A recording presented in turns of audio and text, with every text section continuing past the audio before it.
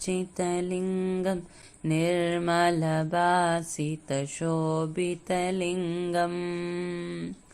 जन्मजदुःखविनाशकलिङ्गं तत्प्रणमामि सदा शिवलिङ्गं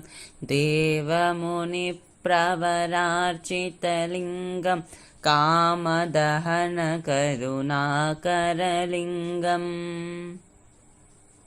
रावणदर्पविनाशनलिङ्गं तत्प्रणमामि सदा शिवलिङ्गं सर्वसुगन्धसुलेपितलिङ्गं बुद्धिविवर्धनकारणलिङ्गम् सिद्धसुरासुरवन्दितलिङ्गं तत्प्रणमामि सदा शिवलिङ्गम् कनकमहामणिभूषितलिङ्गं फणिपतिवेष्टितशोभितलिङ्गम्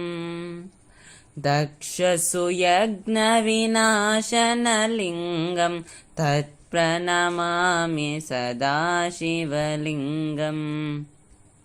कुङ्कुमचन्दनलेपितलिङ्गं पङ्कजहारसुशोभितलिङ्गम्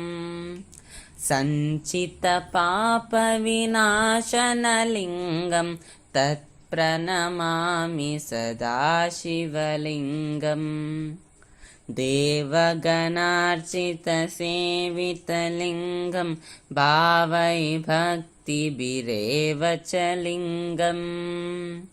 दिनकरकोटिप्रभाकरलिङ्गं तत्प्रणमामि सदा शिवलिङ्गम् अष्टदलोपरिवेष्टितलिङ्गं सर्वसमुद्भवकारणलिङ्गम्